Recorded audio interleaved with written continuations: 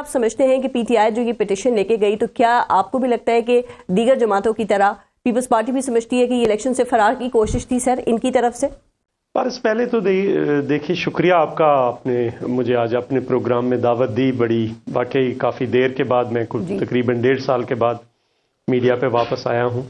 इस पे फिर कभी बात करेंगे। देखिए, पाकिस्तान पीपल्स पार्टी ने सबसे पहले चेयरमैन बिलावल भुट्टो साहब ने प्रेशर डाला कि आप डेट का ऐलान करें। बड़ी मुश्किल से डेट का ऐलान हो गया, 8 फरवरी हो गया। फिर उसके बाद पाकिस्तान पीपल्स पार्टी तसलसल के साथ कहती रही कि आप इलेक्शन शेड्यूल अनाउंस करें। इलेक्शन कमीशन की तरफ से इलेक्शन शेड्यूल अनाउंस नहीं किया गया। दूसरी मेरी इस्तदा कि कब तक इस मुल्क के इदारे अपनी जिम्मेदारियां उठाकर दूसरे के कंधों पे रखते रहेंगे? क्या इलेक्शन कराना किसका काम है? इलेक्शन कमीशन का काम है ना। तो क्या इलेक्शन कमीशन के पास डिस्ट्रिक्ट इलेक्शन कमिश्नर मौजूद नहीं है? क्या उनके असिस्टेंट इलेक्शन कमिश्नर मौजूद नहीं है? वो डीआरओस क्यों नहीं बनते? वो आरओस क्यों नहीं बनते? वो अगर इलेक्शन ठीक होता है तो वो शाबाश ले, और अगर इलेक्शन गलत होता है तो उसकी सारी जिम्मेदारी अपने कंधों पे ले इलेक्शन कमीशन। ये कभी इलेक्शन कमीशन उठाकर जुडिशरी के कंधों पे डाल देता है, कभी इंसामिया के कंधों पे डाल देता है। ये दुरुस्त नहीं है सारे का सारा अमल। आज भी मैं कह रहा हूं, ना तो डीआरओ को आरओस को इलेक्शन की ट्रेनिंग की जरूरत है, वो ऑलरेडी ट्रेंड है, उन्हें पता है इलेक्शन कैसे करवाना है। और 5 साल बाद इलेक्शन ही तो करवाना होता है, और करना क्या है उन्होंने? 5 साल क्या करते रहते? तो अगर वो भी नहीं करवा सकते तो फिर हालत यही है। मैंने दुनिया भर के इलेक्शंस देखे हैं। मैं साउथ अफ्रीका में जब नेल्सन मंडेला का 94 के अंदर इलेक्शन था, मैं यूएन की तरफ से वहां पे भी गया था। वहां पे हर कोई इलेक्शन कमीशन जो है वो इलेक्शन करवाता है। यहां पे पाकिस्तान के अंदर ही तमाशा है। नतीजातन क्या है? 2013 वाला इलेक्शन कंट्रोवर्शियल था, 2018 वाला चलता, लेकिन वो दोनों इलेक्शन होने के बाद कंट्रोवर्शियल हुए थे। ये इलेक्शन होने से पहले कंट्रोवर्शियल हो चुका है। क्या हैसियत रह जाएगी?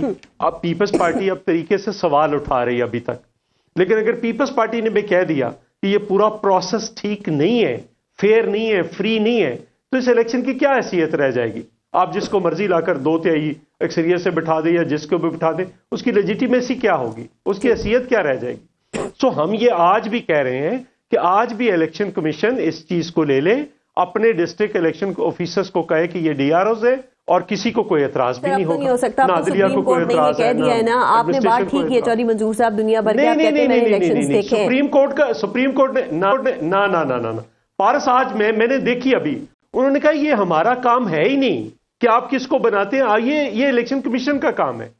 इलेक्शन कमीशन अभी भी कहते हैं कि डीआरओस हमारे डिस्ट्रिक्ट इलेक्शन ऑफिसर्स होंगे, और आरओस जो होंगे वो हमारे असिस्टेंट इलेक्शन कमिश्नर्स होंगे, और बाकी इंसामिया जो है वो उनको सपोर्ट करेगी। सर ये एग्जीक्यूटिव से आरओस पे एतराज क्यों है? एग्जीक्यूटिव से या ब्यूरोक्रेसी से आरओस या डीआरओस देने पे एतराज क्यों है? एतराज मैं आपको गुजारिश कर रहा हूं, यहां पे इंसामिया तो बी टीम बनी हुई है, यहां पे सारे फंड्स उन्होंने लगाए हैं। यहां की जो इंसामिया है वो 9-9, 10-10 महीनों से बैठी हुई है। इन्हें इलेक्शन से पहले ट्रांसफर होना चाहिए था, इलेक्शन शेड्यूल आने से पहले, जो कि नहीं हुआ पंजाब के अंदर और बाकी जगहों पे भी जहां जहां पे बैठे हुए हैं। ये कैसे फेयर एंड फ्री इलेक्शंस की तवक्को कर सकते हैं? नहीं कर सकते। चौधरी मंजूर साहब, पीटीआई पाकिस्तान पीपल्स पार्टी ने आज जो केस है उसमें फरीक बनने का फैसला किया था, तो उसमें आपका उसूली मौकफ क्या था? क्योंकि ये तो आप कह रहे हैं ना कि अगर ये ब्यूरोक्रेसी से लेते डीआरओ तो उसमें तो एतराज है, तो क्या टाइमिंग एतराज था? नहीं, हमारा ये था कि इमीडिएटली इलेक्शन करवाएं, फरवरी को इलेक्शन कराए जाए, हम इस पे मुसर थे। लेकिन ये तो मैं एक बात कह रहा हूं, सारी दुनिया के अंदर इलेक्शन कमीशन, अब पाकिस्तान के अंदर किसकी जिम्मेदारी है इलेक्शन करवाना? सुप्रीम कोर्ट की है, चीफ सेक्रेटरी पंजाब की है, किसकी जिम्मेदारी? इलेक्शन कमीशन की है ना। इलेक्शन कमीशन के पंजाब के अंदर है, डिवीजन के अंदर है, डिस्ट्रिक्ट के अंदर है, सारी जगहों पे सेटअप मौजूद है। ये इलेक्शन क्यों नहीं करवाते? इनका काम क्या है? इलेक्शन करवाना है ना, इलेक्शन कमीशन का काम। ठीक है, फेयर एंड फ्री इलेक्शंस कराना। पाकिस्तान पीपल्स पार्टी तो जल्द से भी कर रही है सर, आपके लोगों की गिरफ्तारियां भी नहीं हो रही, तो आप ये क्यों कहते हैं कि आपको लेवल प्लेइंग फील्ड नहीं मिल रही? क्या एतराजात है आपके? देखिए, ये 18वीं तरमीम के बाद सारा सेटअप चला जाता था। पंजाब में गवर्नर किसका बैठा? नून लीग का जी। सिंध में गवर्नर किसका बैठा हुआ है? एमक्यूएम का जी। केपी में गवर्नर किसका बैठा हुआ है? जेयूआई का जी। बलूचिस्तान में किसका गवर्नर बैठा हुआ है? बाप पार्टी का। और इन्हीं 4 पार्टियों का मतवक्को इत्तेहाद बनने जा रहा है, जो हम IJI-2 कह रहे हैं, जो बनने जा रही है। तो ये क्यों बैठे हुए हैं वहां पे? ये गवर्नर हाउसेस के अंदर मीटिंग्स हो रही, आप इसको क्या फेयर एंड फ्री इलेक्शंस का या गवर्नर्स भी तब्दील किए जाएं? 13 में बात सुन लेना, बात सुन ले। 13 में चले गए थे ना गवर्नर्स, 18 में चले गए थे ना जिन पार्टियों। तो अब क्यों बिठाए हुए, अब क्यों नहीं जा रही? ठीक। दूसरी बात, बिल्कुल यहाँ पे फंड्स जारी हो रहे हैं नून लीग को, मैं आपको भेज देता हूँ सारे जो जिला कसूर के अंदर जारी हुए, यहाँ पे जारी हो रहे हैं। और फिर उसके बाद पर्चे हो रहे हैं हमारे लोगों के, यहाँ पे पर्चे होते हैं और पर्चे देकर हमारे सपोर्टर्स के, पीपल्स पार्टी के सपोर्टर्स के, और उनको कहा जाता है फलां बंदा का है, उसको जाकर हमें फोन करवाएं। ये क्या इलेक्शन हो रहा है? इसकी बजाय मैं ये कह रहा हूं ये झगड़ा ही फजूल है कि आप इंतजामिया से लें या अदलिया से लें। आप इलेक्शन कमीशन क्यों नहीं, DROs बैठे हुए, उनको ना ट्रेनिंग की जरूरत है ना किसी चीज की जरूरत है। DROs सुबह ये अभी नोटिफिकेशन करते हैं कि हमारा जो डिस्ट्रिक्ट ऑफिसर है, इलेक्शन ऑफिसर, वो हमारा DRO होगा। जो असिस्टेंट ऑफिसर्स हैं, इलेक्शन ऑफिसर्स हैं, वो हमारे ROs होंगे। 4 मेरे जिले के हल्के हैं। और उसके बाद इंतजामिया जो है वो मुआवनत करेगी।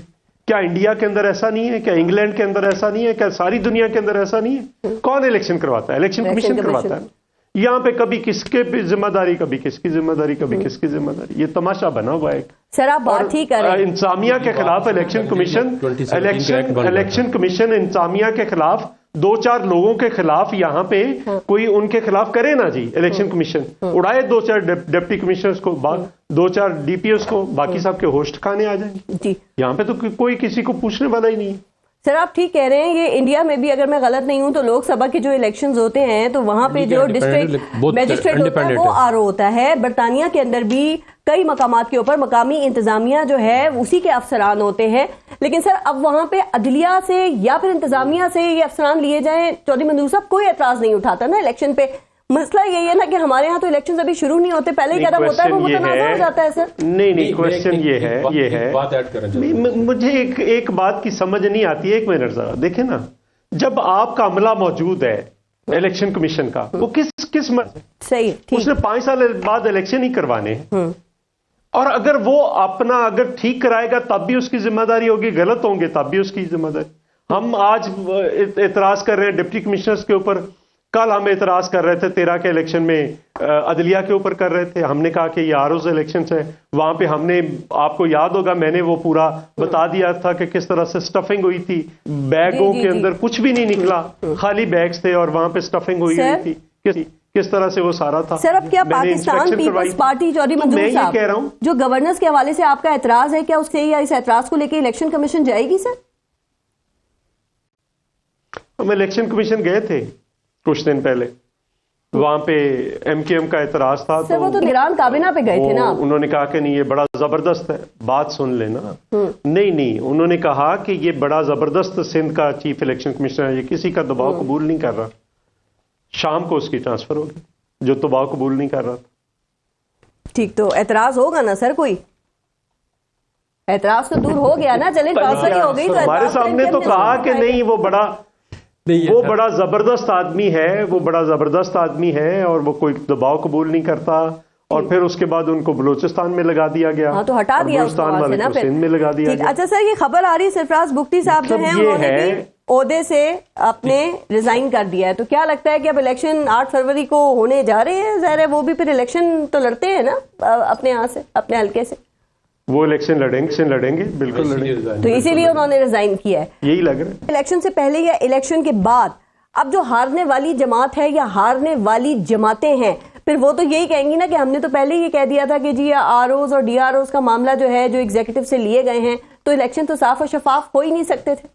ये तो मैंने पहले गुजारिश की कि ये तो इलेक्शन ऑलरेडी डिस्प्यूटेड हो चुका है। अब इसको किस तरह से संभाले इलेक्शन कमीशन, ये अब इलेक्शन कमीशन का काम है। मुझे तो नहीं संभलता हुआ नजर आ रहा। बिल्कुल एक यहाँ पे जो इंसामिया है वो नून लीग की B टीम बनी हुई है, तो हम कैसे इसको मान लेंगे? जो वो फैसले कर रहे हैं, जिस तरह से कर रहे हैं। आप किसी जिले में जाकर पूछे ना जी, किसी जगह पे जाकर पूछें